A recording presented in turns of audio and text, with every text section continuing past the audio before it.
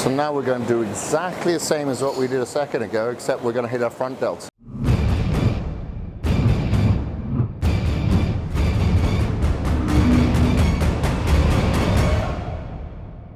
Okay. So we've done side. Do you ever hit your front delts as well?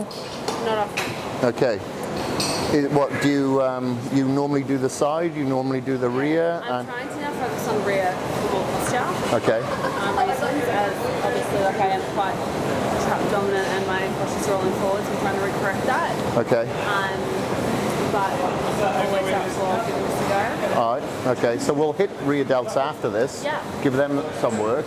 I generally get people to not neglect front delts because a lot of people will work on their outer delts thinking that's going to give them more width. However, if they focus more on getting this insertion across the chest more, it will give them the illusion of wider delts. You know, if you look at someone like, Phil Heath or Kevin Levrone, like they're not wide people, but they look like they've got massive shoulders. But it's not so much because of this, it's because their insertion point is really right across the chest because they've been focusing on the front delts, knowing that it'll give them that illusion. Yeah, right. Okay. All right? Totally.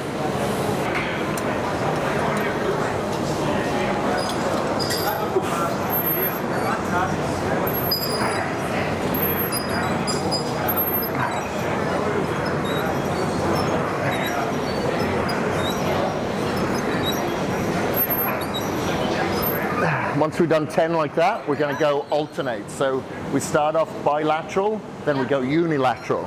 Okay. 1, 2, 4.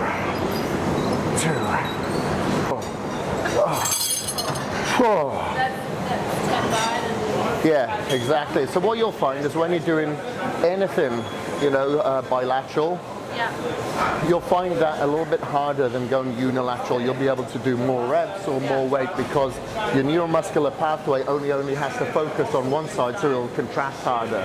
So that's why sometimes if I'm doing curls, I'll do both arms. When I can't do any more, I'll do one arm at a time, or I'll do it seated and then I'll stand up and do one at a time, so I can use a little bit of leverage. And you'll always find a point of failure past failure. yeah, totally. Especially if you're training by yourself, you can't get any assistance, use your own assistance. Yeah, definitely. That's it. You'll feel the tension release about there, so that's where you stop. If you go any further, you're relaxing and disengaging the muscles. You want to allow your ATP, your adenosine triphosphate, to run out within a rep range. Okay, you've only got so much energy that'll last you. So that's why you don't want to waste any time where you're disengaging the muscle. Good, you got this. That's it, pull it up. That's it, explosive on the way up. Pull. Is your shoulder okay? Yeah? Good, you got this. Easy. Oh, that's away, good. All right, good. If you feel that your form is going at any point, you rest pause until you get those reps out. Doesn't matter. 10 on each arm? Yeah, 10 on each arm. Yeah, not getting away that easy. Not getting off scot-free on my watch. Good. You can incorporate this on pretty much any muscle group, and it's like with legs. I love doing it with legs where, let's say I got 50 in my head, I'm going to do 50 on the leg press. I'll try to aim to reach failure at say 35, 40, knowing that I can rest pause until I get to 50. Totally. Especially with legs, you'll notice that mentally you'll give out before you can give out physically. So it's just a wage of war up here. So that's why I incorporate high reps and rest pause, And when we were talking about, doing the side raises, all the weight there, because gravity will allow it to curl, do that on curls as well. Yeah, okay. Because like if you put all the weight there, you're trying to supinate your arm as much as possible because that's what's going to engage the bicep. That isn't. So if you've got all the weight thrown out there, it'll help it supinate. So you don't have to use so much of your forearm. This is the easy bit, the end's in sight. You got this, come on. Knock it out. Remember, all front delts, relax your neck. That's it, rest pause if need be. Come on. You got this, it's all in your head. on how bad you want it. Number 1, let's go. Easy, come on.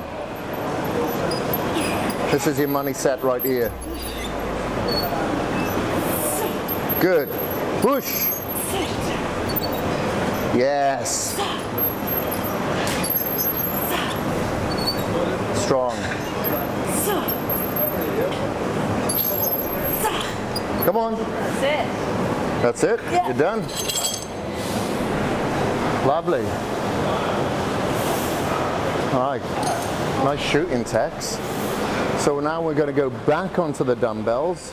What we did there a second ago was that. Now we're going to go front, side, back to front. Okay. Front, side, back to front to really target the front delts. Okay. Now you'd always do that after doing one of these primary exercises first, Right. either front or either side. You'd never start with that because that's not a direct movement coming across here. That's how your muscle fibers run, and that's how your muscle fibers run. What you'll find after you've pre-fatigued it, your muscle fibers will just try to survive from the stress and load that you're placing it on it. Doesn't matter if it's your fast twitch, it's your slow twitch, they will all come in just to try to get through this. That's why I try to incorporate very high reps, Yeah. sometimes with very low reps. Right, okay. You know, you're not leaving any stone unturned. You want to try to hit your type 1, your type 2A and type 2B. Yeah. And the only way that you're going to do that is a combination of high and a combination of low. You know, I'm not into the mindset of let's just do the 8 and 12 reps. Totally. You know, that's bullshit. How is your body going to adapt if you don't keep putting different types of stresses and loads on it? Yeah.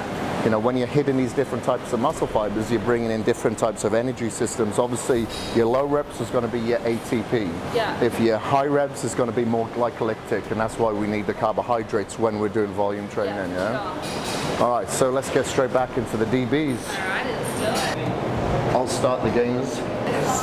Okay, side and then straight to the front. So it's up from the front and down to the front.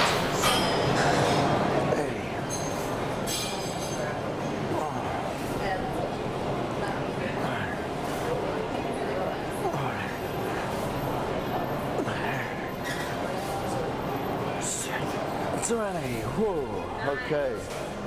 All yours. That's it, perfect. Remember, disengage your traps now. It's all front delts. So it's right here now, focus. So remember, you're trying to get that insertion point of the front delts across your chest as much as possible. So focus on that on the negative, and with your positive, while relaxing your neck. And no trap work. Good. It's all about mind-muscle connection. You're trying to separate each muscle group that you're focusing on and killing the rest. Kill the nerves out from the rest and engage all the nerves and the neuromuscular pathways specifically to that muscle group.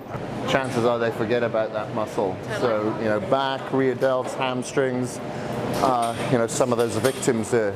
So, you know, if you do have a weakness in this area, always prioritize your workout. Flip things around the opposite way to what we've done today and start with your rear delts.